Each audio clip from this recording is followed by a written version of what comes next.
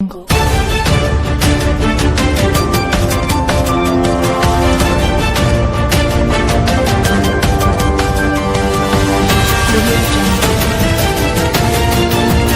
பார்த்து கொண்டிருப்பது புரட்சி நியூஸ் நேரலை செய்திகள்.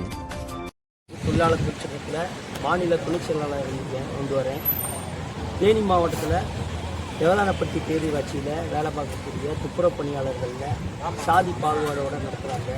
அதில் நிரந்தர துப்புரவு பணியாளர், ஒப்பந்த துப்புரவு பணியாளர்னு ஆளை எடுத்து போட்டு வேலை செய்கிறாங்க.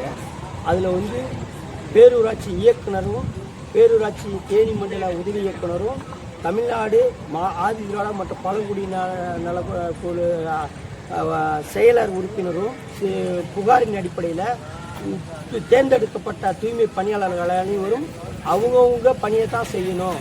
இதற்கு மாறாக அத்தியாவசிய பணிகள் செய்யாமல் இதற்கு மாறாக அலுவலகத்துக்குள்ள இருக்கையில் அமர வைப்பது, அவங்களை கோப்புகளை கையாள வைப்பது, இது போன்ற செயல்களில் ஈடுபடுவது அது பணியிடை விதிகளுக்கு மாறாக ஆனது. அதனால இனி வருங்காலங்களில் இது போன்ற தவறுகள் ஏற்படுமானால் சம்பந்தப்பட்ட ஏடி மேலையும் சம்பந்தப்பட்ட செயலாளர்கள் மேலையும் கடுமையான ஒழுங்கு நடவடிக்கை எடுக்கப்படும் அப்படின்னு சொல்லியிருக்கிறாங்க. இதன் அடிப்படையில் நிறைய இந்த மாதிரி புகார்கள் ஆதாரத்தோடு நிரூபிச்சிருக்கோம். நிரூபித்தாலும் அங்கேருந்து வரக்கூடிய சவால்கள் கோர்ட்மென் பாஸ் பண்ணுற மாதிரி தான் அந்த உத்தரவை நினச்சிக்கிட்டு நடவடிக்கை எடுக்கக்கூடிய அதிகாரிக்கே அவங்க நடவடிக்கை எடுக்காமல் நேரடியாக குற்றவாளிக்கே தபால் அனுப்பிடுறாங்க. அதனால அவங்க என்ன செய்றாங்க, அந்த தபாலை அப்படியே கீழே கடப்பில் போட்டுடுறாங்க.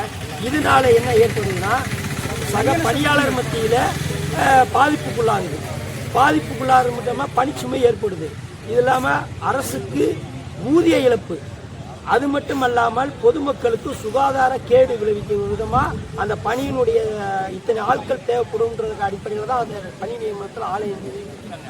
அந்த நியமிக்கிற பணியாளர்கள் செய்யாதனால பொதுமக்களுக்கு சுகாதார கேடு விளைவிக்கிறாங்க, நோய் தொற்று ஏற்படும் அபாயத்தை ஏற்படுத்துகிறாங்க.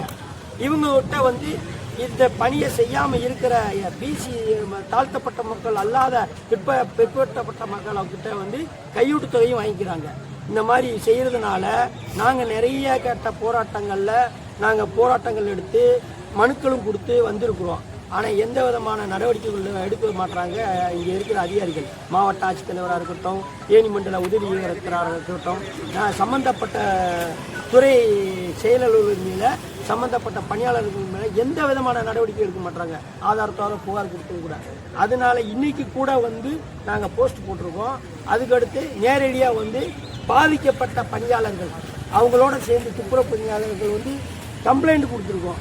அதை கம்ப்ளைண்ட் கொடுத்து வந்தப்ப ஏடி அவர்கள் சென்னை உயர்நீதிமன்றத்துக்கு போயிருக்காங்க அலுவலகத்தின் காரணமாக அப்படின்னு சொல்லி அங்கே இருக்கிற சூப்பரண்டு எங்களுடைய மனுவை வாங்கிக்கிட்டு நடவடிக்கை எடுக்கிறதா சொல்லியிருக்கிறாரு.